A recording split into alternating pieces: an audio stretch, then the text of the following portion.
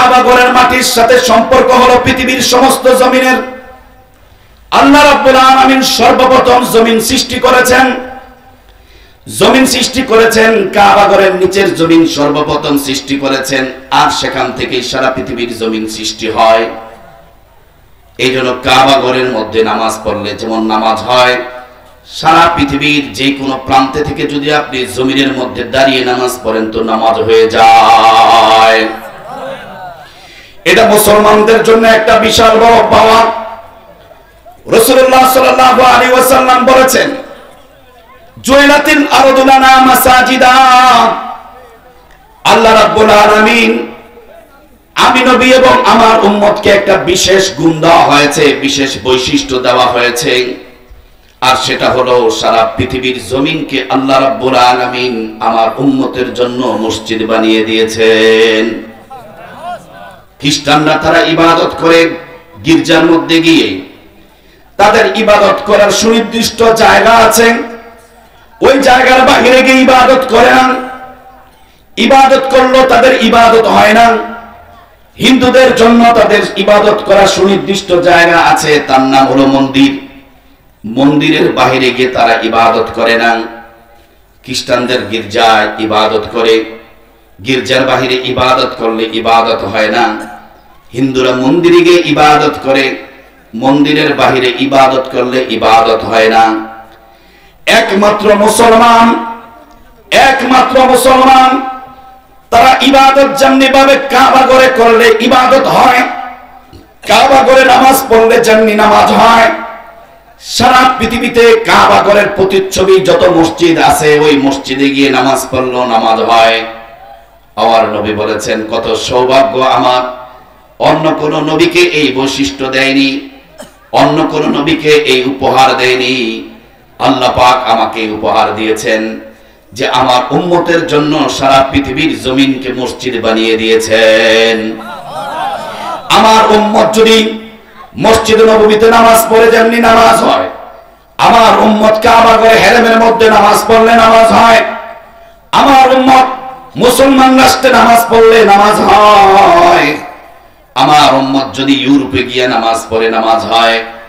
America খ্রিস্টান রাষ্ট্র, সেখানে নামাজ পড়লে নামাজ হয়। ফ্রান্স খ্রিস্টান রাষ্ট্র, সেখানে নামাজ পড়লে নামাজ হয়। চায়না বৌদ্ধ রাষ্ট্র, নামাজ পড়লে নামাজ হয়। পাশের দেশ ভারত হিন্দু রাষ্ট্র, সেখানে গিয়ে নামাজ পড়লেও নামাজ হয়। আরেক পাশের রাষ্ট্র বার্মা বৌদ্ধ রাষ্ট্র, ওখানে গিয়ে নামাজ পড়লেও নামাজ হয়। আর যদি মসজিদে নামাজ পড়ে নামাজ হয়, ঘরে নামাজ পড়লেও নামাজ হয়। আমার উম্মত যদি রাস্তায় নামাজ পড়ে নামাজ হয়, সরকারের জায়গায় মসজিদ বানায়া নামাজ পড়লেও নামাজ হয়। আবার নিজের জায়গা নিজের ক্ষেতের মধ্যে আইলের মধ্যে দাঁড়ায়া কৃষকরা নামাজের সময় হয়ে গেছে আজান দিয়া নামাজ পড়লেও নামাজ হয়। আরেকজনের ক্ষেতের মধ্যে গিয়ে দাঁড়িয়ে নামাজ পড়লেও নামাজ হয়। জুইলাতিল আরদু লানা মাসাজিদা। আমার আল্লাহ আমার উম্মতের জন্য এই সুযোগ করে দিয়েছেন যে সারা পৃথিবীর পুরা জমিনকে এই উম্মতে মুহাম্মদীর জন্য মসজিদ বানিয়ে দিয়েছেন। আপনারা খুশি না বেজার? আল্লাহ রাব্বুল আলামিন আমাদেরকে সারা পৃথিবীর সব জায়গা মুসলমানের যেখানে দাঁড়ায় নামাজ পড়বা নামাজ হয়ে যায়। ও মুসলমানের বাচ্চা, যেখানে দাঁড়ায় নামাজ পড়বা নামাজ হয়ে যায়। মেইন রাস্তার মধ্যে এক পাশে গিয়ে দাঁড়িয়ে সামনে একটা লাঠি খাড়া করে দিয়ে যায় নামাজ বিছিয়ে রুমাল বিছিয়ে নামাজে দাঁড়িয়ে যাও, নামাজ হয়ে যায়। আমাদের কৃষক ভাইরা ক্ষেতের মধ্যে কাজ করতে গেছে, ওখান থেকে যদি বাড়িতে আইসা মসজিদে নামাজ পড়তে যায় অনেক দেরি হয়ে যাবে, আসা যাওয়ার সমস্যা হবে। এই জন্য ওই ক্ষেতের পাশেই পুকুর থেকে বা ঘর থেকে ডোবা থেকে ওযু করে এসে ওই ক্ষেতের মধ্যে আইলের মধ্যে দাঁড়িয়া কত কৃষকরা নামাজ পড়ে তো নামাজ হয়ে যায়। এই বৈশিষ্ট্য আল্লাহ রাব্বুল আলামিন কাকে দিয়েছেন? আমাদেরকে। এই বৈশিষ্ট্য আল্লাহ পাক কাকে দিয়েছেন? এই বৈশিষ্ট্য আল্লাহ রাব্বুল আলামিন উম্মতে মুসলিমাকে দিয়েছেন, আমাদেরকে দিয়েছেন, সারা পৃথিবীর সমস্ত মুসলমানকে দিয়েছেন। সুতরাং নামাজ ছুটার কোনো কারণ নাই। যেখানে সুযোগ পাও, যেখানে সময় পাও নামাজ পড়ে নাও। নামাজ ছাড়ার কোনো সুযোগ নাই। আল্লাহ রাব্বুল আলামিন কোরআনের মধ্যে বলেছেন, ফাওয়াইলুল লিল মুসাল্লিন আল্লাযীনা হুম আন সালাতিহিম সাহুন। ওই সকল মুসল্লিরা ধ্বংস হোক, ধ্বংস ওই সমস্ত মুসল্লিদের জন্য যারা নামাজে অলস, যারা নামাজের সময় হলেও নামাজ পড়ে না। ঘরের ভিতরে মহিলারা নামাজের সময় হয়ে গেছে, কাজ করতেছেন, পাঠ শেষ করে নামাজ পড়বে, জোহরের নামাজ আসরের সময় গিয়া পড়ে, আসরের নামাজ মাগরিবের সময় গিয়া পড়ে, মাগরিবের নামাজ এশার সময় গিয়া পড়ে, ফজরের নামাজ সূর্য ওঠার পরে গিয়া পড়ে। আল্লাহ পাক বলেছেন এই সকল মুসল্লিরা ধ্বংস হোক, আল্লাযীনা হুম আন সালাতিহিম সাহুন, যারা নামাজের ব্যাপারে অবহেলা করে। হে আমার উম্মত, নামাজের ব্যাপারে অবহেলা করার সুযোগ নাই। আমার নবী সাল্লাল্লাহু আলাইহি ওয়াসাল্লাম ইন্তেকালের পূর্বে, আমার নবী সাল্লাল্লাহু আলাইহি ওয়াসাল্লাম ইন্তেকালের পূর্বে একটা কথা বারবার বলে গেছেন, ইয়া উম্মতি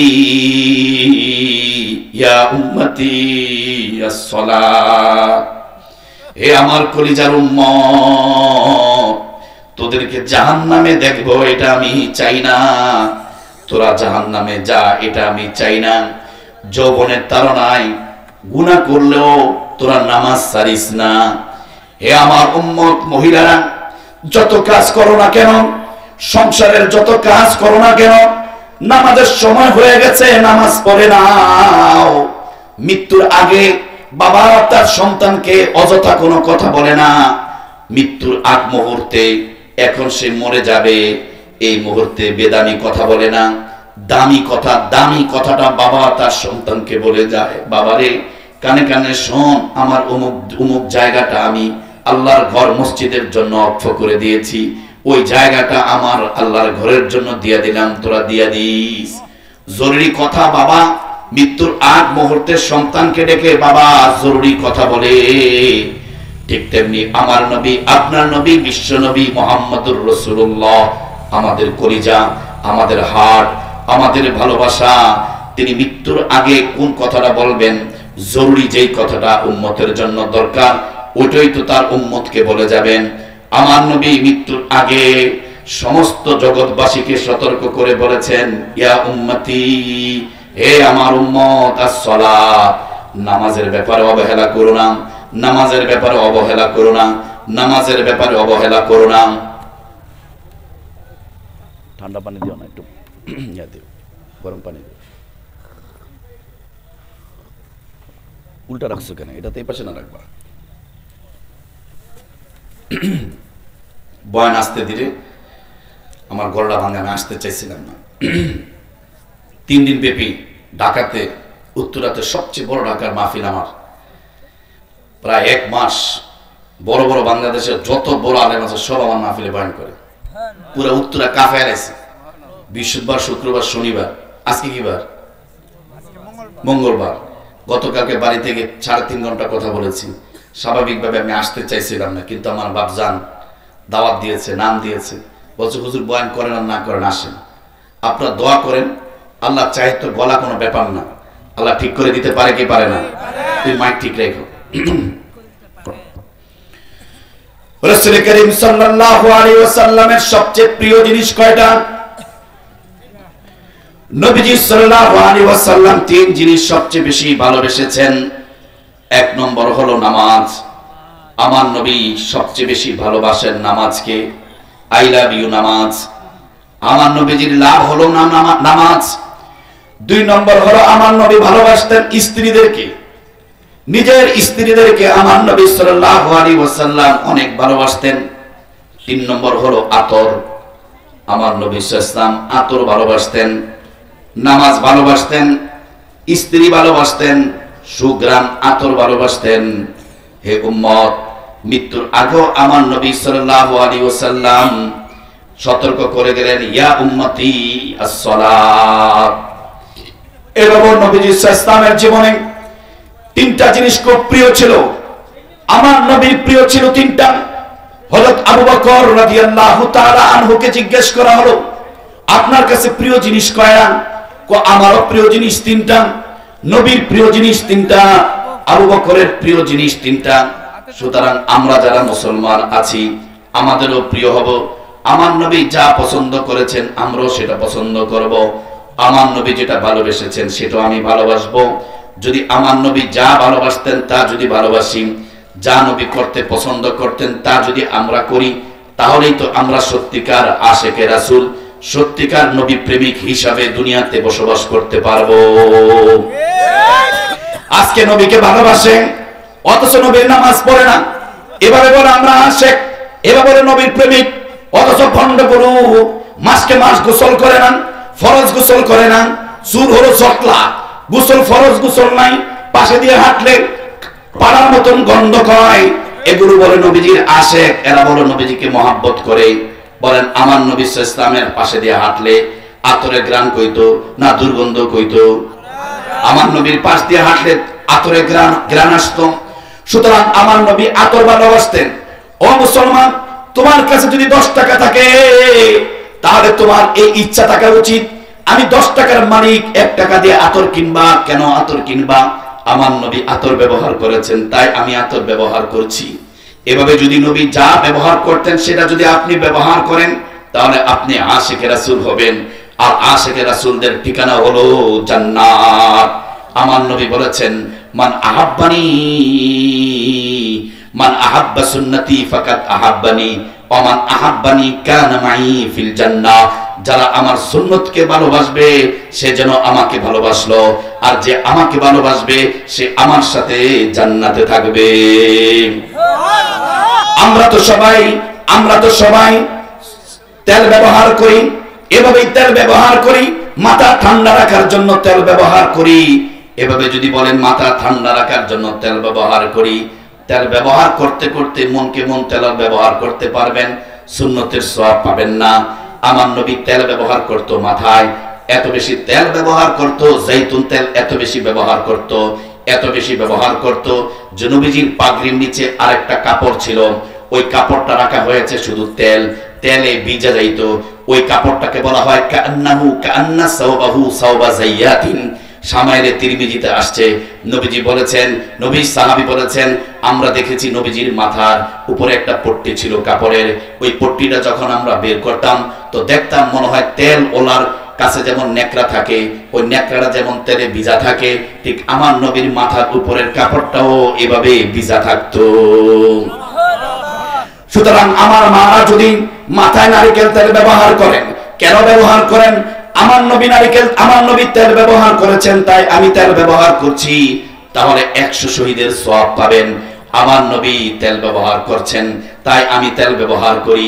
এভাবে যদি নবী যেটা পছন্দ করতেন সেটা যদি আপনি পছন্দ করেন তাহলে 100 শহীদের সওয়াব পাবেন, তাহলে সুন্নাত জিন্দা করার সওয়াব পাবেন। আমার নবী মাঝখান দিয়ে, মাথার চুলের মাঝখান দিয়ে সিঁথি কাটতেন, নবীজি সিঁথি কাটতেন মাঝখান দিয়ে।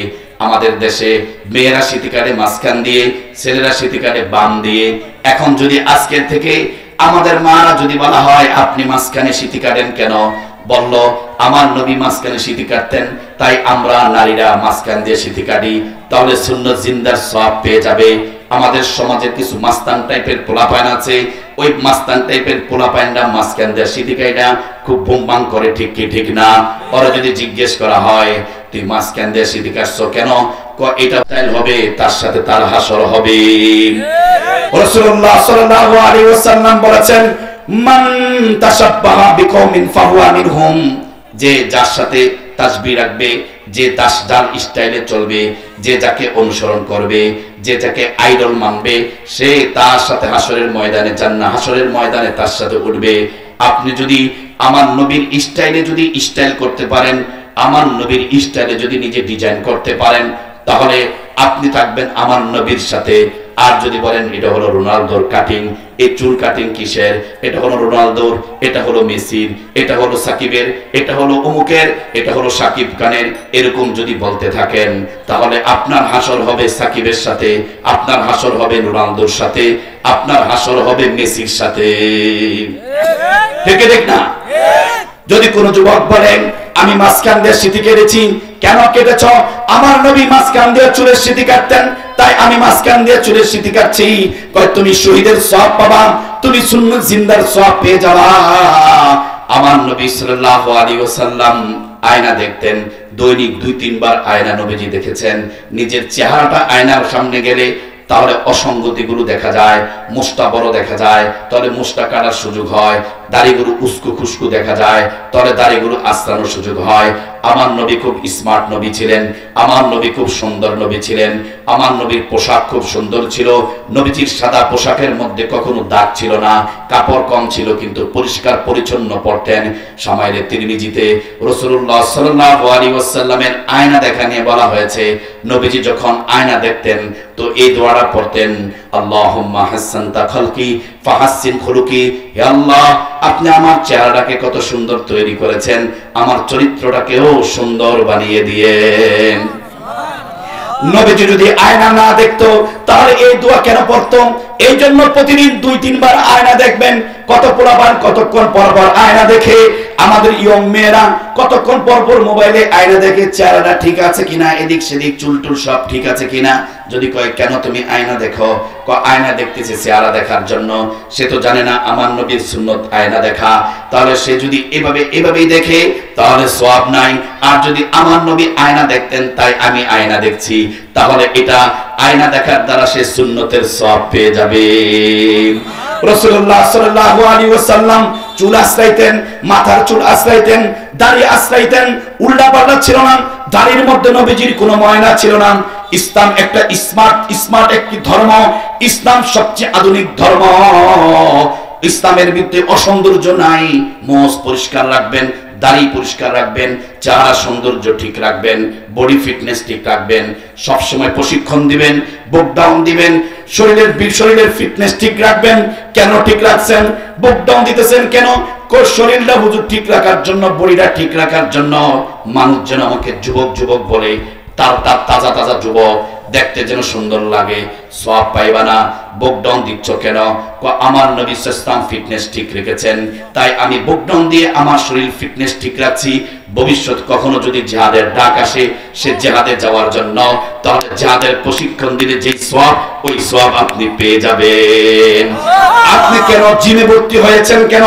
ও যুবক, তুমি তো জিমে ভর্তি হয়ে তোমার হাত সুন্দর করছো, সিক্স প্যাক করছো, তোমার শরীর ফিটনেস ঠিক রাখছো। যদি জিজ্ঞেস করা হয় যুবককে, এই যুবক তুমি কেন জিমে ভর্তি হয়েছো, প্রতি মাসে 2000 টাকা দিয়ে কেন জিম করো? হুজুর শরীরটাকে ঠিক রাখার জন্য, শরীরের বডি ঠিক রাখার জন্য। এটাই যদি বলে কোনো সওয়াব নাই। আর যদি সে বলে আমি প্রতি মাসে 2000 টাকা খরচ করছি, জিমে ভর্তি হয়েছি, আমি জিম করছি, জিহাদের প্রশিক্ষণ প্রকাশ্যে দিলে যেহেতু রাষ্ট্রীয় আইনে আমি ধরা খেয়ে যাব, তাই আমি জিম যেহেতু বৈধ, তাই জিমের আড়ালে আমি আমার শরীরকে ঠিক রাখছি। কেন? কখনো যদি জিহাদের ডাক আসে, ওই জিহাদে আমি অংশগ্রহণ করার জন্য। তাহলে আপনার জিমের ভর্তি হওয়া, প্রতি মাসে 2000 টাকা দেওয়া, যা কিছু করবেন সব জিহাদের প্রশিক্ষণের যেই সওয়াব, এই সওয়াব পেয়ে যাবে।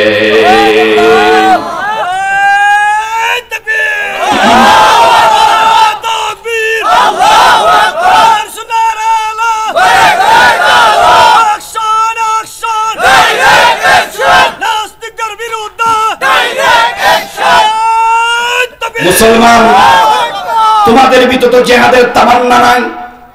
আমার রাসূল বলেছেন, ওয়াল্লাযী নাফসি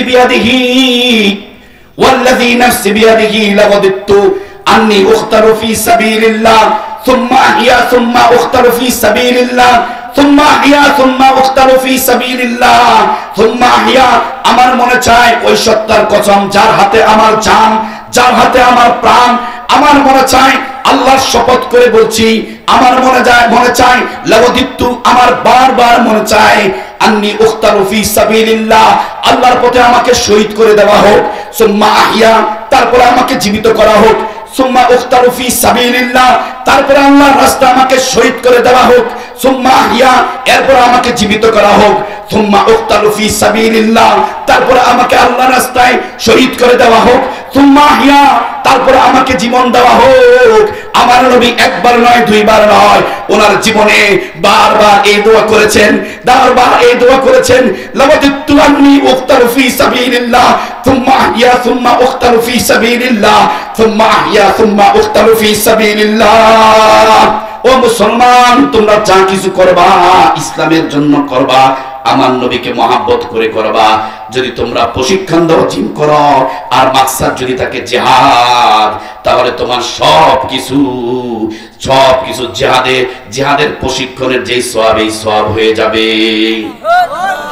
রাসূল করিম সাল্লাল্লাহু আলাইহি ওয়াসাল্লাম বলেছেন, জান্নাতীরা যখন জান্নাতে অপরন্ত নিয়ামত পাবে, অসংখ্য অগণিত নিয়ামত যখন জান্নাতে গিয়া তারা দেখবে, নিয়ামত পাইয়া তারা দুনিয়াতে আসতে চাবে না। আল্লাহ বলবে, ও জান্নাতীরা, বুখারীর হাদিস 2য় খণ্ডের মধ্যে আসছে, ইবনে মাজার হাদিস, ও জান্নাতীরা, তোমরা যা কিছু পেয়েছো এতে কি তোমরা খুশি কিনা? আল্লাহ, যা কিছু পেয়েছি, যা চাই নাই তাও আপনি দিয়েছেন, এতে আমরা যথেষ্ট খুশি, আমাদের আর কিছু লাগবে না। আল্লাহ রাব্বুল আলামিন বলবেন, তোমরা কি দুনিয়াতে যাইতে চাও কিনা? জান্নাতীরা বলবে, মাবুদ, দুনিয়াতে কি করতে যাব? যদি সত্যের কথা বলি, উচ্চ কণ্ঠে যদি আপনার কথাগুলো যদি বলি, উচ্চ কণ্ঠে যদি আপনার কথা বলি, আপনার হাবিবের কথাগুলো যদি জোরে কণ্ঠে বলি, রাতের বেলা ঘুমাইতে পারি না, ক্ষেতের মধ্যে গিয়ে থাকতে হয়, রাতের বেলা গ্রেফতারের আতঙ্ক, সব ধরনের জুলুম অত্যাচারের সব সময় মুখোমুখি হতে হয়, মামলা মোকদ্দমার কোনো শেষ নাই। মাবুদ গো, দুনিয়াতে আজকে 10 টাকার আলু আমাকে 80 টাকায় খাইতে হয়, এই ঝামেলাতে যাইতে চাই না। 30 টাকার পেঁয়াজ 150 টাকা দিয়ে কিনতে হয়, এই ঝামেলাতে যাইতে চাই না। 80 টাকার তেল 200 টাকা দিয়ে কিনতে হয়, এই ঝামেলাতে যাইতে চাই না। 50 টাকার চিনি এখন 150 টাকায় খাইতে হয়, এই ঝামেলাতে যাইতে চাই না। বাচ্চাদের ঝামেলা, নাতিপুতিদের ঝামেলা, রাজনৈতিক ঝামেলা, বন্ধুদের ঝামেলা, শত্রুদের ঝামেলা, এই ঝামেলার দরকার নাই। জান্নাতে যেই মুছে আসি, জান্নাতে যে অফুরন্ত নিয়ামত ভোগ করতেছি, এখান থেকে আমি যাব না। আল্লাহ রাব্বুল আলামিন যারা শহীদ হয়েছেন, ইসলামের জন্য যারা জীবন দিয়েছেন, আফগানিস্তানে 20 বছর যাবত আফগানিস্তানের তালেবানরা এবং আফগানিস্তানের মুসলমানেরা ইসলামের জন্য, তাদের মাতৃভূমির জন্য আমেরিকার নেটোর বিরুদ্ধে যুদ্ধ করে গেছে। প্রায় 10 লক্ষাধিক মুসলমান শহীদ হয়েছে। 10 লক্ষ মুসলমান ইসলামের জন্য শহীদ হয়েছে। 10 লক্ষের উপরে মুসলমান তাদের মাতৃভূমির জন্য। তাদের অপরাধ একটাই, কেন মোল্লা ওমর কোরআন মোতাবেক শাসন কায়েম করলো? তাদের অপরাধ একটাই, কেন মোল্লা ওমর খেলাফত ব্যবস্থা কায়েম করলো? আল্লাহর নবীর মদিনার খেলাফত, আবু বকরের খেলাফত, ওমরের রেখে যাওয়া খেলাফত, উসমানের রেখে যাওয়া খেলাফত, হযরত আলীর রেখে যাওয়া খেলাফত, কেন মোল্লা ওমর সেটা প্রতিষ্ঠা করলো? গণতন্ত্রকামী, গণতন্ত্রবাদী আমেরিকা সহ্য করতে পারল না। রাশিয়ার সমাজতন্ত্রবাদী রাশিয়া সহ্য করতে পারে নাই। আমেরিকার নেটোর বিরুদ্ধে সশস্ত্র যুদ্ধে আফগানিস্তানের লক্ষ লক্ষ মুসলমানরা শহীদ হয়েছে। ইরাকের তাদের মাতৃভূমির জন্য সাদ্দাম হোসেনের নেতৃত্বে অসংখ্য অগণিত প্রায় 7 লক্ষ মুসলমান শহীদ হয়েছে আমেরিকার নেটোর বিরুদ্ধে যুদ্ধ করে। আমাদের মিশরের মুসলমান শহীদ হয়েছে। সিরিয়াতে ইতিমধ্যে 12 লক্ষ মুসলমান শাহাদাতের অমীয় সুধা পান করেছেন। এই আমেরিকার বিরুদ্ধে লড়াই করতে গিয়ে, রাশিয়ার বিরুদ্ধে লড়াই করতে গিয়ে আমার মুসলমান ভাইরা জায়গায় জায়গায় শহীদ হচ্ছে। কাশ্মীরের মুসলমানেরা ভারতের বিরুদ্ধে লড়াই করে হাজার হাজার মুসলমান প্রতি বছর শহীদ হচ্ছে। আমার রোহিঙ্গা মুসলমানেরা বার্মার বিরুদ্ধে যুদ্ধ করে হাজার হাজার রোহিঙ্গা মুসলমান শাহাদাতের অমীয় সুধা পান করেছে কি করে না? ও মুসলমান, আল্লাহ রাব্বুল আলামিন এই সকল ধর্মের জন্য যারা শহীদ হয়েছে, আল্লাহ রাব্বুল আলামিন বলেছে, ওয়ালা তাকুলু লিমান ইউকতালু ফি সাবিলিল্লাহি আমওয়াতা বাল আহইয়াহুম ওয়া ইনদা রাব্বিহিম ইউরযাকুন।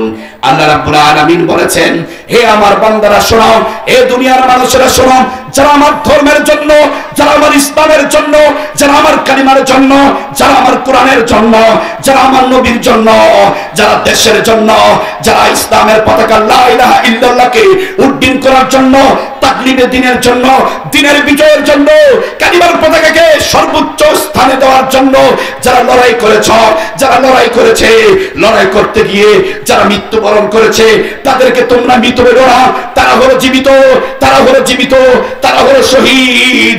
আমি আল্লাহ কুদরতের মাধ্যমে আমার কাছে আমি তাদেরকে রিজিকের ব্যবস্থা করে দিয়েছি। সব জান্নাতীদেরকে বলা হবে, ও জান্নাতীরা তোমরা দুনিয়াতে যাইতে চাও কিনা? জান্নাতীরা বলবে, দুনিয়ার ভেজাল বুঝাল ভালো লাগে না, আমরা দুনিয়াতে যাইতে চাই না। আপনি যে অফুরন্ত নিয়ামত দিয়েছেন, এক জান্নাতের বিনিময়ে 10 জান্নাত দিয়েছেন। দুনিয়ার মধ্যে ফল কিনতে পারি না, সব ফলের দাম বেশি। দুনিয়ার মধ্যে ভালো আঙ্গুর খাইতে পারি না, আঙ্গুরের দাম বেশি। আল্লাহ আমরা দুনিয়াতে যাইতে চাই না, দুনিয়াতে যাইতে চাই না। কেউ দুনিয়া থেকে আসতে চাবে না। আল্লাহ তারা শহীদদেরকে জিজ্ঞেস করবে, যারা ইসলামের জন্য শহীদ হয়েছে, আফগানিস্তানে শহীদ হয়েছে, ফিলিস্তিনে শহীদ হয়েছে, এই সমস্ত শহীদদেরকে জিজ্ঞেস করবেন। আল্লাহ পাক জিজ্ঞেস করবে, ও শহীদেরা তোমরা কি দুনিয়াতে যাইতে চাও কিনা? শহীদরা বলবে, রব্বুল আলামিন আপনি আমাদেরকে এই জান্নাতের সুখ চাই না, এই জান্নাতের নিয়ামত চাই না, জান্নাত চাই না, দুনিয়াতে পাঠিয়ে দেন, দুনিয়াতে পাঠিয়ে দেন। দেশের জন্য, ইসলামের জন্য আবার লড়াই করব, আবার যুদ্ধ করব, আবার আপনার ইসলামকে সারা পৃথিবীর মধ্যে আপনার কালিমাকে উড্ডীন করব।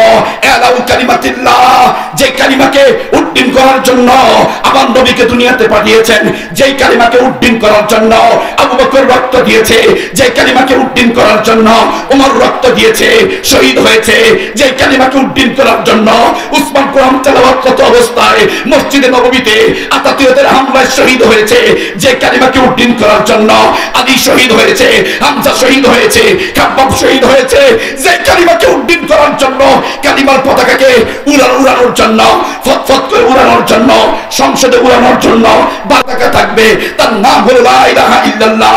যে লা ইলাহা ইল্লাল্লাহর পতাকা উড্ডীন করার জন্য বেলাল শহীদ হয়েছে, খাব্বাব শহীদ হয়েছে, আম্মার শহীদ হয়েছে, হামজা শহীদ হয়েছে। যেই লা ইলাহা ইল্লাল্লাহর পতাকাকে উড্ডীন করার জন্য হযরত হামজা রাদিয়াল্লাহু তাআলা আনহু বাসর ঘরে গিয়েছে, বিবাহ করেছে, বাসর ঘরে গিয়েছে, ফরজ গোসল বাদ দিয়া উহুদের যুদ্ধে গিয়ে আমার নবীর জীবনকে রক্ষা করতে গিয়ে 80টি তীর নিচের শরীরে বহন করেছে। যেই হযরত তালহা রাদিয়াল্লাহু তাআলা আনহু নবীর জীবনকে উহুদের যুদ্ধে নবীর জীবনকে রক্ষা করতে গিয়ে আমার নবীর ইসলামকে জমিনের মধ্যে বাস্তবায়ন করতে গিয়ে আমার নবীর কালিমাকে জমিনের মধ্যে উড্ডীন করতে গিয়ে কোরআনকে কিয়ামত পর্যন্ত আনওয়ালা উম্মার কাছে পৌঁছাইতে গিয়ে আমার নবীর চতুর্দিক থেকে যখন তীর নিক্ষেপ শুরু হলো, ডান দিক থেকে তীর আসলো, আমার নবীর আশিক রাসূল হযরত তালহা হাত দিয়ে ডান দিকের তীর, তিনি হাত দিয়ে ডান দিকের তীর, হাতকে তিনি ঢাল বানিয়ে ডান দিকের তীর হাতের মধ্যে বহন করেছেন, বাম দিক থেকে তীর মারলো আমার নবীর বুক বরাবর। হযরত তালহা রাদিয়াল্লাহু তাআলা আনহু বাম হাত দিয়ে বাম দিকের তীরকে তিনি তার হাতের মধ্যে বহন করেছেন, সামনের থেকে তীর মেরেছে আমার নবীর সিনা বরাবর, নিজের হাত বহন করেছে, আমার নবীর সিনার মধ্যে ঢুকতে দেয় নাই, পিছন থেকে তীর মেরেছে, হাত দিয়ে রক্ষা করেছে। এক সাহাবী বলেছে, রাআইতু ইয়াদা আবি তালহাতা, রাআইতু ইয়াদা তালহাতা সাল্লাহ, আমি আবু তালহার হাতকে উহুদের ময়দানে রক্তাক্ত অবস্থায় দেখেছি।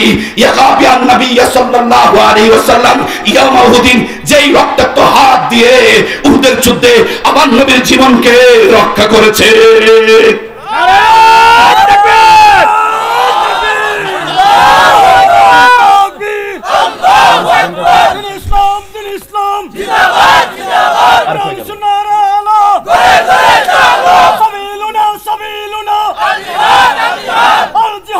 পর্যন্ত আনওয়ারা উম্মার কাছে পৌঁছানোর জন্য আমার নবীর সাহাবী হযরত আবু দুজানা রাদিয়াল্লাহু তাআলা আনহু, নবীর আশিক রাসূল সাহাবী, নবীর আশিক ছিল হযরত আবু দুজানা রাদিয়াল্লাহু তাআলা আনহু, আশিক রাসূল সাহাবী, যুবক সাহাবী।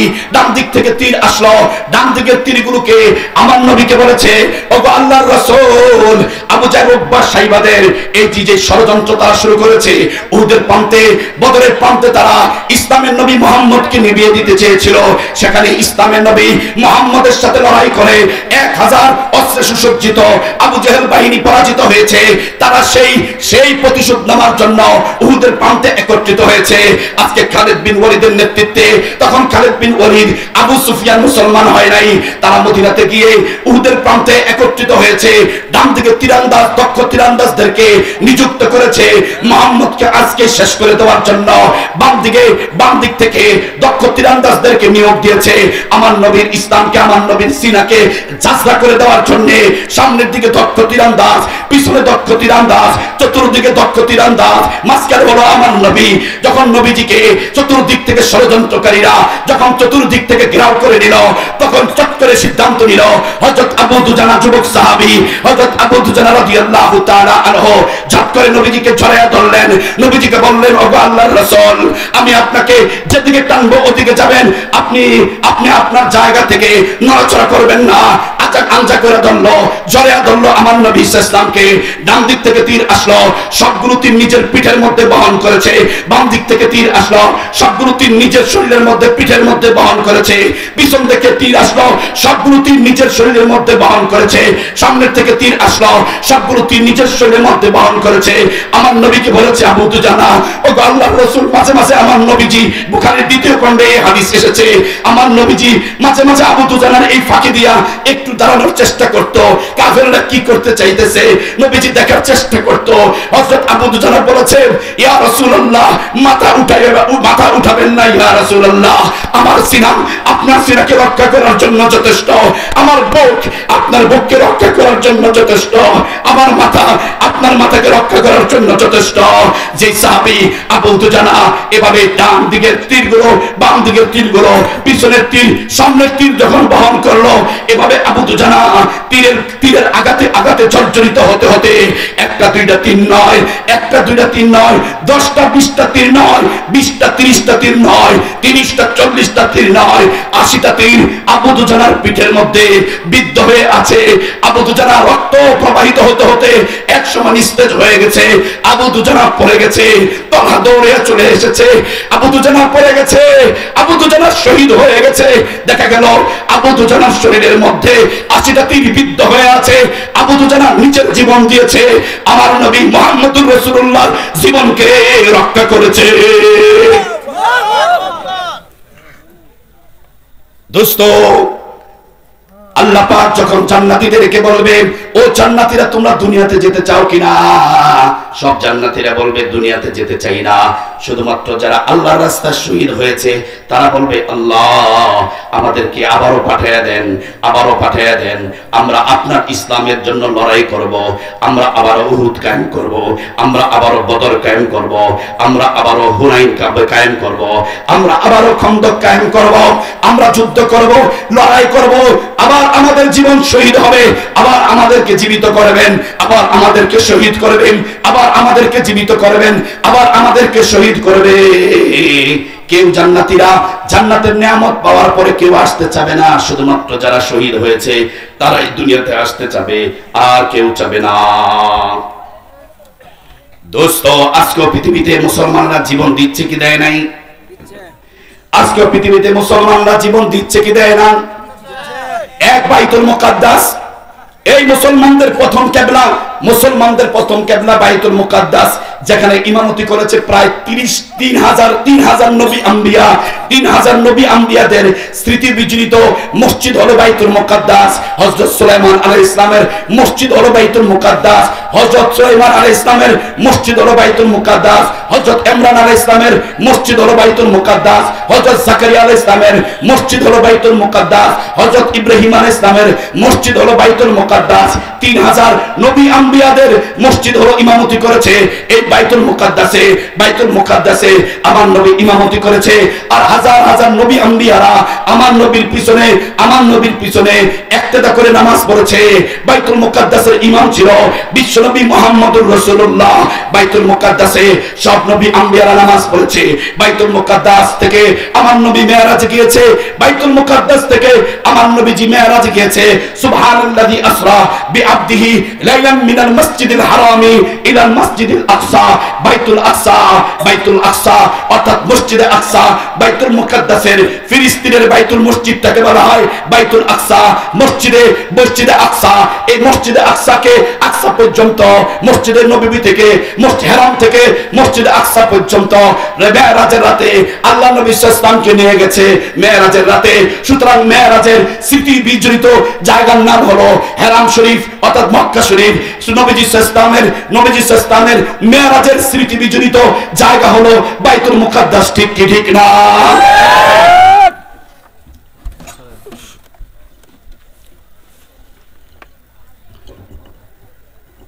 দোস্ত,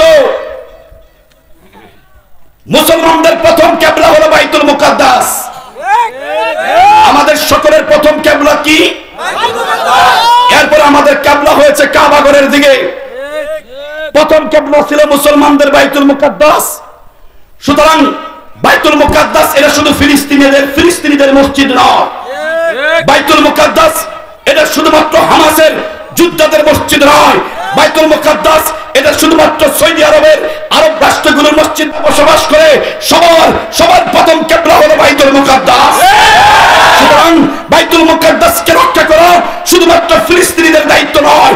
বাইতুল মুকাদ্দাসকে রক্ষা করা শুধুমাত্র একা হামাসের দায়িত্ব নয়। বাইতুল মুকাদ্দাসকে রক্ষা করা সারা পৃথিবীর সমস্ত মুসলমানের দায়িত্ব।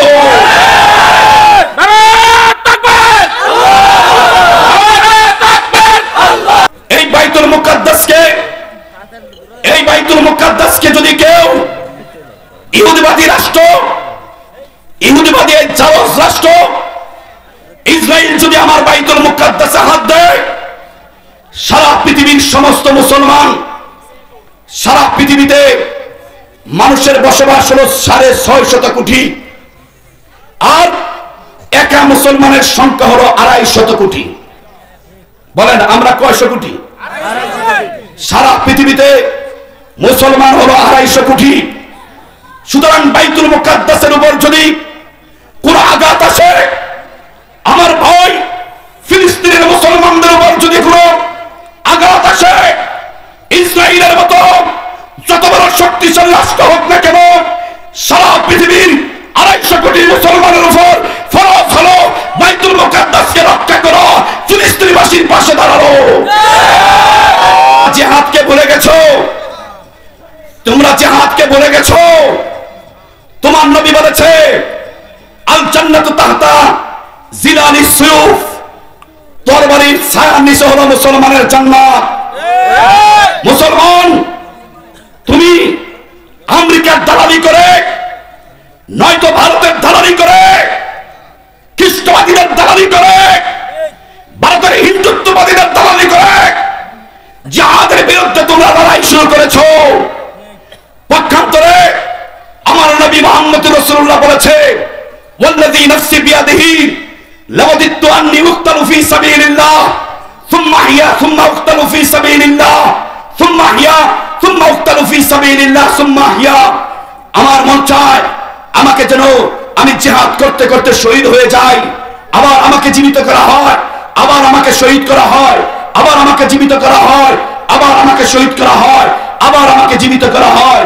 জান্নাতীরা জান্নাতের নিয়ামত ভোগ করার পরে কেউ জান্নাত থেকে ফিরে আসতে চাবে না, কিন্তু আল্লাহর রাস্তায় যারা শহীদ হয়েছে, জিহাদ করে যারা শহীদ হয়েছে, তারা আল্লাহর কাছে আবেদন করবে, রব্বুল আলামিন রক্ত দিয়ে ইসলামকে জমিনের মধ্যে প্রতিষ্ঠা করেছি। আজকে সারা পৃথিবীতে তাগুতি শক্তিরা আমাদের রাষ্ট্রগুলোকে দখল করে আছে, গণতন্ত্রের নামে সারা পৃথিবীটাকে আজকে পাইজা পাইজা খাচ্ছে আমেরিকা। হিন্দুত্ববাদীদের নামে আমার দেশ বাংলাদেশকে তারা দখল করার ষড়যন্ত্র করছে। হে আল্লাহ, আমাকে আবার পাঠিয়ে দেন, আমি লড়াই করব, লড়াই করে আমার মাতৃভূমিকে রক্ষা করব, আমি লড়াই করব কোরআনকে জমিনে প্রতিষ্ঠা করার জন্য। যেমনি লড়াই করেছে আবু দুজানা, যেমনি লড়াই করেছে তালহা, যেমনি লড়াই করেছে খাব্বাব, যেমনি লড়াই করেছে আম্মার, যেমনি লড়াই করেছে সুমাইয়া, যেমনি লড়াই করেছে বেলাল, যেমনি লড়াই করেছে হামজা, যেমনি লড়াই করেছে ওমর ইবনে খাত্তাব, যেমনি লড়াই করেছে আবু বকরের মতো সাহাবীরা। দোস্ত, আজকে হামাস লড়াই করে যাচ্ছে, সারা পৃথিবীর মুসলমানরা হামাসের পক্ষে নাই, হামাসকে সাহায্য করছিলাম। হামাস মুসলমানদের সাহায্য চায় না, হামাস পৃথিবীর কোন মানুষের সাহায্য চায় না। মাত্র 30,000 সৈন্য, মাত্র 30,000 সৈন্য। হামাসের সৈন্য হলো মাত্র 30,000, আর ইসরায়েলের সৈন্য হলো 1 কোটি। হামাসের সৈন্য হলো মাত্র 30,000, ইসরায়েলের সৈন্য হলো 1 কোটি। হামাসের অস্ত্র হলো কম, ইসরায়েলের অস্ত্র হলো বেশি। হামাসের কোনো বিমান নাই, ইসরায়েলের সারা পৃথিবীর সবচেয়ে আধুনিক প্রযুক্তির বিমান ইসরায়েলের মালিক। সারা হামাসের কোনো বড় বড় বোমা নাই, ইসরায়েলের সবচেয়ে বড় বড় বোমা, এমনকি তাদের পারমাণবিক বোমার মালিক ইসরায়েল। হামাসের পক্ষের কোনো বন্ধু নাই, সৌদির মতো রাষ্ট্র হামাসের পক্ষে নাই, মিশর হামাসের পক্ষে নাই, কাতার হামাসের পক্ষে নাই। এরকম সমস্ত মুসলমান রাষ্ট্রগুলো হামাসের পক্ষে নাই। মুখ দিয়ে বলে আমরা তোমার পক্ষে আছি, আমরা বাস্তবে তারা হামাসের পক্ষে নাই। ইসরায়েলের ট্যাঙ্ক আছে, হামাসের কোনো ট্যাঙ্ক নাই। ইসরায়েলের একটা ট্যাঙ্কের দাম হলো 18 বিলিয়ন ডলার। কত বিলিয়ন? ইসরায়েলের একটা ট্যাঙ্ক সারা পৃথিবীর মধ্যে শ্রেষ্ঠ ট্যাঙ্ক, সারা পৃথিবীর মধ্যে সবচেয়ে সুরক্ষিত ট্যাঙ্কের মালিক হলো ইসরায়েল। ইসরায়েলের এক একটা ট্যাঙ্কের দাম হলো 18 মিলিয়ন ডলার। 18 মিলিয়ন ডলারের ট্যাঙ্কের বিরুদ্ধে 1,001 কোটি অস্ত্রে সুসজ্জিত সৈন্যবাহিনীর বিরুদ্ধে তাদের পাশে আছে ন্যাটো। আমেরিকা তাদের পাশে, জার্মানি তাদের পাশে, রাশিয়া তাদের পাশে, ইউরোপ তাদের পাশে, সমস্ত ন্যাটো তাদের পাশে রয়েছে। সমস্ত আধুনিক প্রযুক্তির সমস্ত আধুনিক প্রযুক্তির যন্ত্রপাতি তাদের পক্ষে রয়েছে, উপরে স্যাটেলাইট তাদের পক্ষে রয়েছে, সমস্ত অস্ত্র তাদের পক্ষে। আর হামাসের সংখ্যা হলো যুদ্ধের সংখ্যা হলো মাত্র 30,000 যোদ্ধা। হামাসের 30,000 যোদ্ধা 1 কোটি ইসরায়েলের অস্ত্রে সুসজ্জিত, আধুনিক প্রযুক্তির অস্ত্রে সুসজ্জিত সৈন্যবাহিনীর বিরুদ্ধে একদিন লড়াই করার ক্ষমতা থাকার কথা নয়। একদিন নয়, 2 দিন নয়, আজকে 5 মাস যাবত আমার হামাসের 30,000 যুদ্ধ 1 কোটি সৈন্যের বিরুদ্ধে মোকাবেলা করে যাচ্ছে।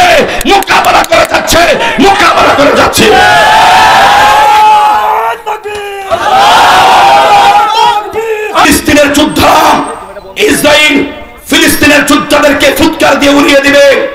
আল্লাহ পাক 1450 বছর পূর্বে আবু জাহল, উকবা, সাইবা সহ সারা পৃথিবীর সমস্ত তাগুতি শক্তির বিরুদ্ধে চ্যালেঞ্জ করেছেন। ফেরাউনের বিরুদ্ধে চ্যালেঞ্জ করেছেন, আবু জাহলের বিরুদ্ধে চ্যালেঞ্জ করেছেন, উকবা, সাইবার বিরুদ্ধে চ্যালেঞ্জ করেছেন। আল্লাহ পাক বলেছেন ইউরিদুনা লিউতফিউ নূরাল্লাহ। আমি আয়াতটা তেলাওয়াত করেছিলাম। আল্লাহ পাক বলেছে আবু জাহল, উকবা, সাইবার, তোমরা চেয়েছিলে মুহাম্মদকে ফুৎকার দিয়ে উড়িয়ে দিবে। তোমরা বদরের প্রান্তে আমার নবী মুহাম্মদকে ফুৎকার দিয়ে উড়িয়ে দিবে। উহুদের প্রান্তে মুহাম্মদকে শহীদ করে দিয়ে ইসলামকে তোমরা নিভিয়ে দিবে। তোমরা মনে করেছিলে তোমরা হুনাইনের যুদ্ধে মুহাম্মদকে শহীদ করে দিয়ে আমার কোরআনকে নিভিয়ে দিবে। তোমরা মনে করেছিলে অস্ত্র সুসজ্জিত হয়ে আমার ইসলামকে তোমরা ধ্বংস করে দিবে। আমি আল্লাহ চ্যালেঞ্জ করে বললাম, তোমরা পৃথিবীর সমস্ত শক্তি একত্রিত হয়ে যদি আমার ইসলামকে নিভিয়ে দেওয়ার জন্য ষড়যন্ত্র করো, আমার মুসলমানদেরকে ধ্বংস করার জন্য ষড়যন্ত্র করো, হামাসকে ধ্বংস করার জন্য ষড়যন্ত্র করো, আমি আল্লাহ চ্যালেঞ্জ করে বললাম তোমরা ধ্বংস হয়ে যাবে। ইসলাম এবং কোরআন তার সগৌরবে পৃথিবীবাসীকে আলোকিত করে যাবে, আলোকিত করে যাবে, আলোকিত করে যাবে।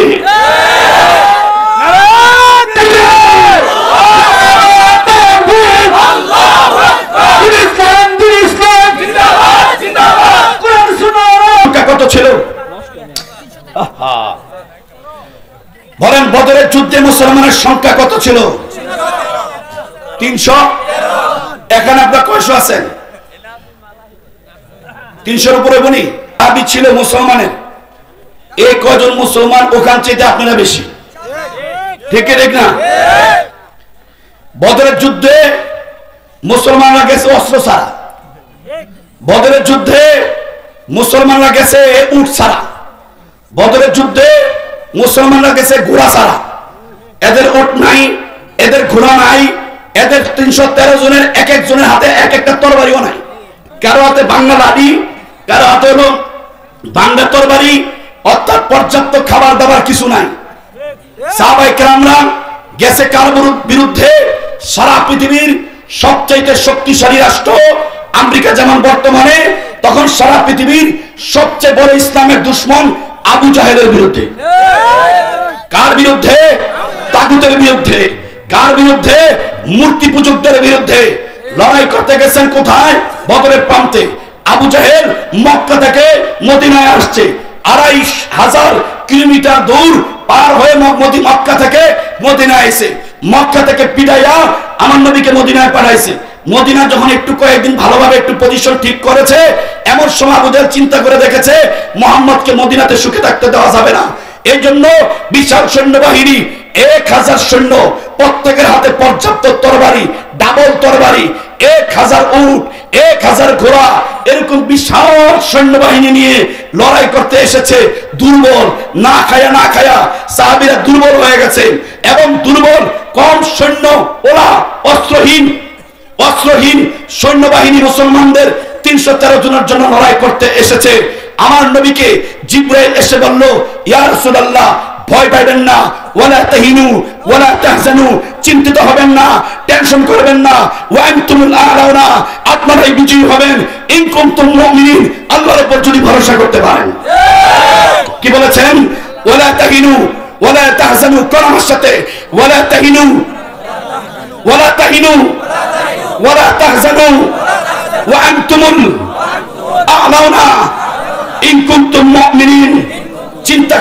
চিন্তা করেন না, পরেশানিগ্রস্ত হবেন না, মাথার চুল নষ্ট করার দরকার নাই, চিন্তিত হওয়ার দরকার নাই, অস্ত্র নাই, পরেশানি হবেন না, সৈন্য নাই, চিন্তা করেন না, যুদ্ধ নাই, চিন্তা করেন না।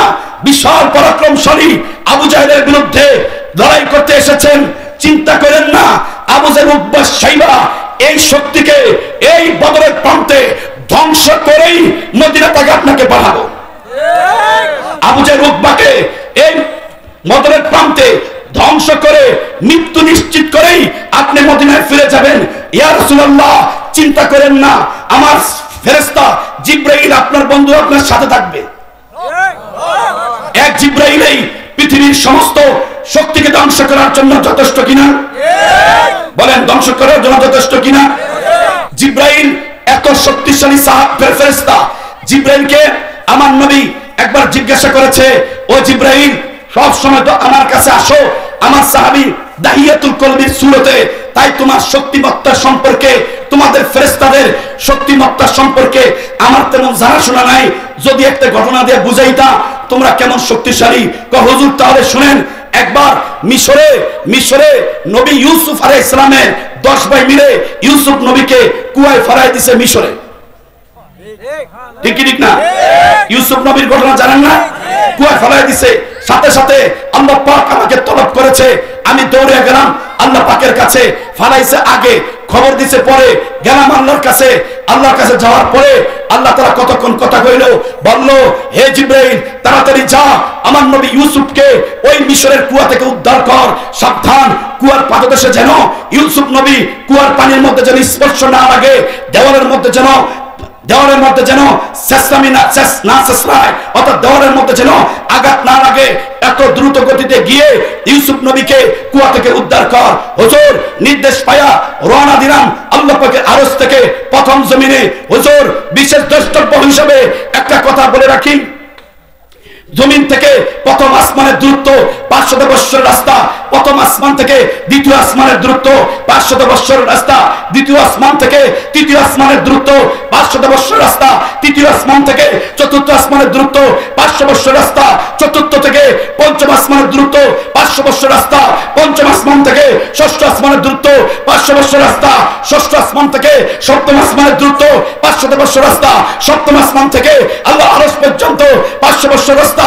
আল্লাহর আরশের যে খুঁটি, আল্লাহর আরশের যেই চেয়ার, ওই চেয়ারের খুঁটির দূরত্ব 500 বৎসরের রাস্তা।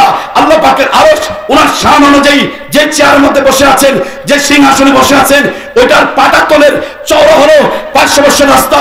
দুই আসমানের মাঝখানে যে ছাদ আছে, এই ছাদের দূরত্ব হলো 500 বৎসরের রাস্তা। ইয়া রাসূলুল্লাহ, মোটামুটি 7500 বছরের দূরত্বে আমি অবস্থান করছি। ইউসুফ নবীকে 10 ভাই মিলে কুয়ার মধ্যে ফেলাইছে আগে, আর আমাকে ডাক দিয়েছে পরে, নির্দেশ দিয়েছে পরে। অবস্থান করছি 7500 বছরের দূরত্বে।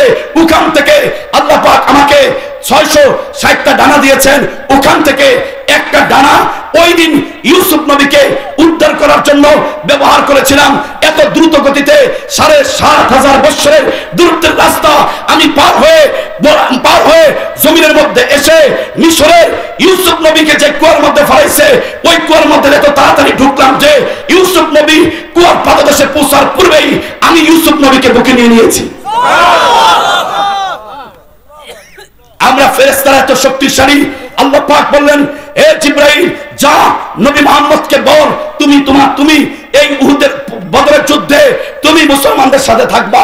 এক জিবরাইলের যথেষ্ট ছিল কি ছিল না?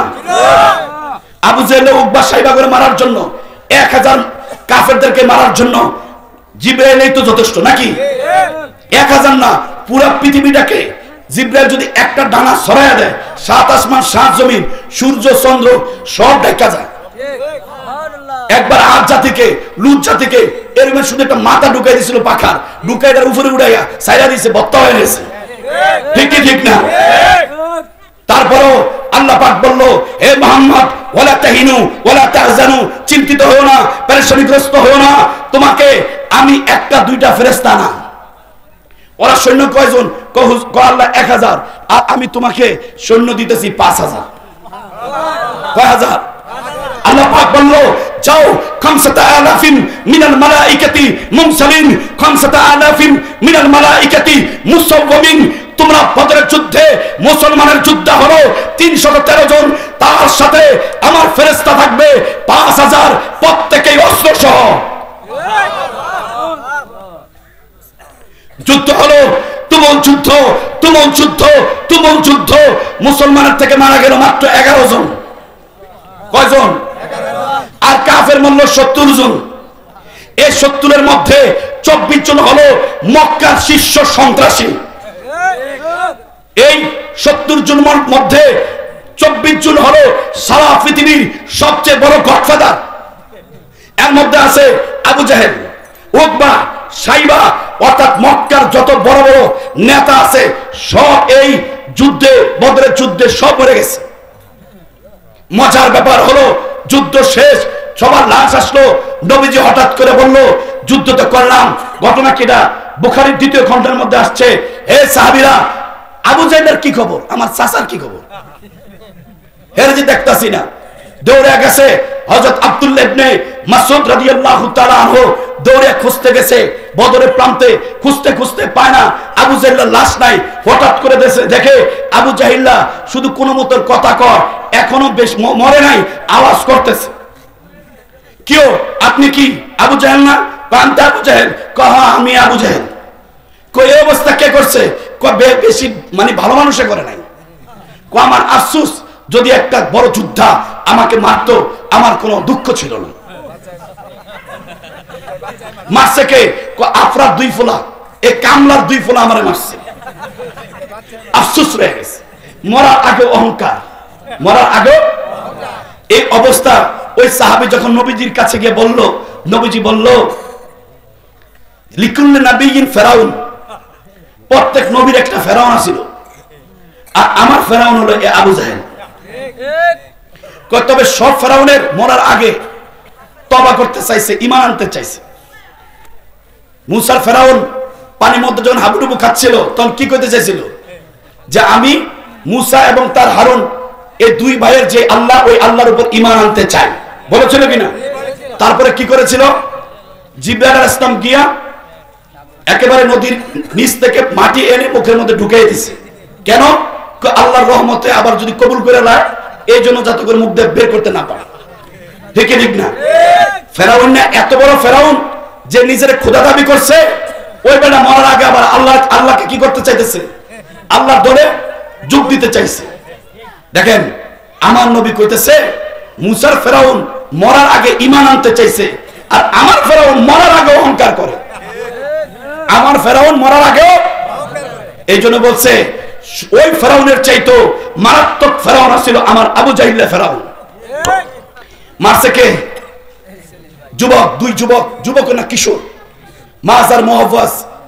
বদরের যুদ্ধে এদেরকে নেয় নাই, ছোট দেখা কামগো নেন নাই।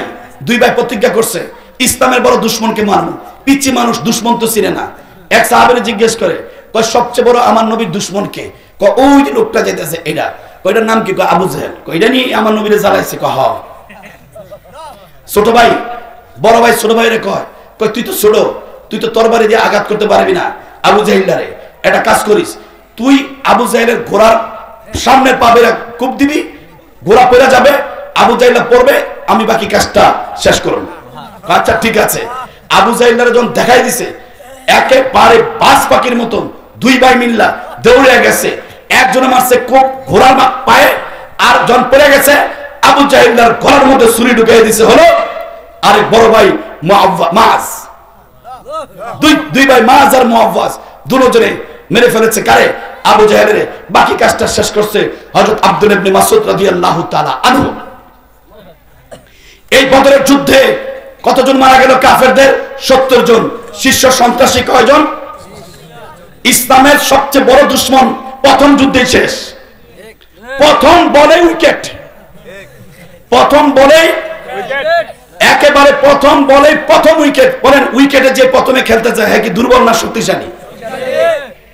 আবু জেহেল নাচতে নাচতে আইছে, কয় 1000 সৈন্য, গোড়া অস্ত্র অভাব নেই, পারে না আজকে মুহাম্মদের। আমি মজা পাচ্ছি না, এই চেয়ার অশান্তি লাগছে।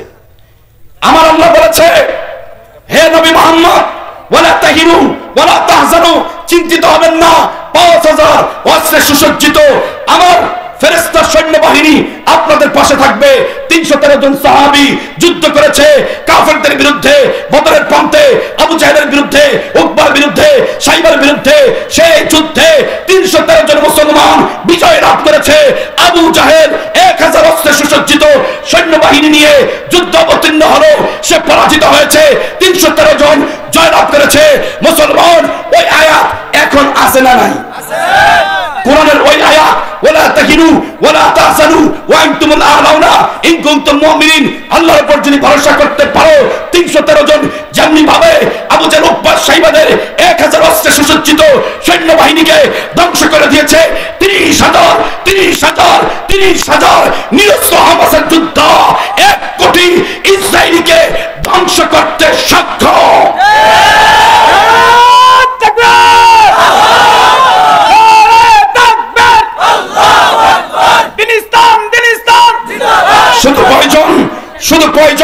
শুধু প্রয়োজন ওয়াইদু মাস্তাতাতুম মিন কুওয়া, যার যার সামর্থ্য অনুযায়ী শক্তি সঞ্চয় করা মুসলমান, যার যার সামর্থ্য অনুযায়ী শক্তি সঞ্চয় করা মুসলমান।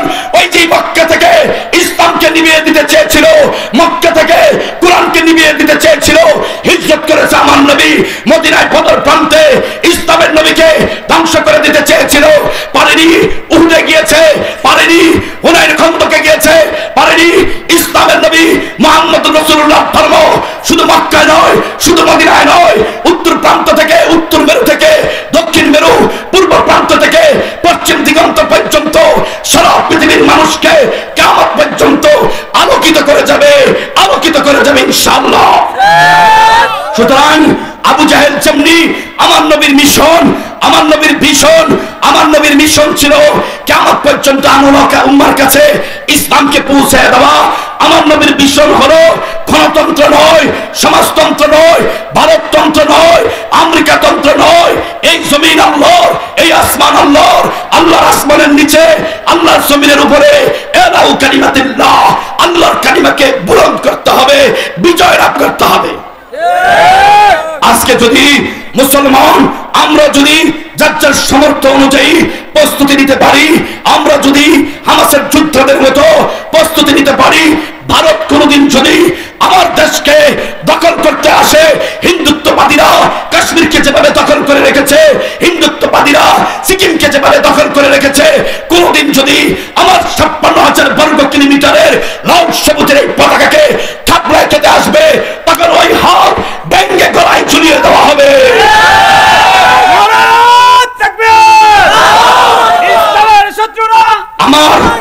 আমার মুসলমান, বাংলাদেশের মুসলমানের সংখ্যা হলো সংখ্যাগরিষ্ঠ 98% মুসলমান। কে বলেছে 92% মুসলমান? মুসলমানের ট্যাক্সের টাকায় আমরা বই ছাপাবো, মুসলমানের ট্যাক্সের টাকায় আমাদের primary school, high school, college, varsity চলবে, মুসলমানের ট্যাক্সের টাকায় আমাদের ছাত্রদের বেতন হবে, মুসলমানের ট্যাক্সের টাকায় আমাদের সরকারের এমপি মন্ত্রীদের বেতন হবে।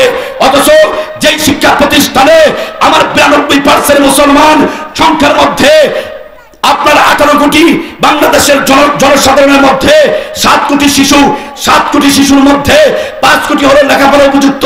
এই 5 কোটি শিশু যে প্রতিষ্ঠানে লেখাপড়া করে, সেই প্রতিষ্ঠানের বইয়ের মধ্যে যদি ট্রান্সজেন্ডার নামে সমকামিতাকে বৈধতা দেওয়া হয়, সংসদে যদি সমকামিতাকে বাংলাদেশের জনগণের উপর চাপিয়ে দেওয়া হয়, ছেলের বিবাহকে যদি বাংলাদেশের মানুষের উপর চাপিয়ে দেওয়া হয়, মেয়ের বিয়েকে যদি বাংলাদেশের মানুষের উপর চাপিয়ে দেওয়া হয়, ছেলে নিজেকে যদি মেয়ে বলে তাহলে সে মেয়ে, এই আইন যদি চাপিয়ে দেওয়া হয়, 6 বই থেকে যদি ট্রান্সজেন্ডার শরীফের এই গল্প যদি ছিনিয়ে না নেওয়া হয়, নতুন বই পুস্তক যদি নতুন করে ছাপিয়ে মুসলমান সন্তান হাতে না দেওয়া হয়, তারা টেকনাফ থেকে তেতুলিয়া, রূপসা থেকে পাতুরিয়া আগুন জ্বলবে, আগুন জ্বলবে, আগুন জ্বলবে।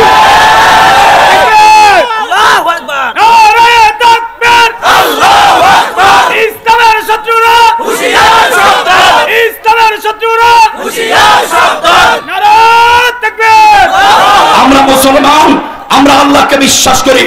আমার আল্লাহ কোরআনের মধ্যে বলেছেন, ইয়া আইয়ুহান নাস ইত্তাকু রাব্বাকুম, হে মানুষ সকল তোমরা ওই রবকে ভয় করো, ওই রবকে ভয় করো, আল্লাযী খলাকাকুম, যে রব তোমাদেরকে সৃষ্টি করেছেন, মিন নাফসিন ওয়াহিদা, এক আদম থেকে। কি থেকে?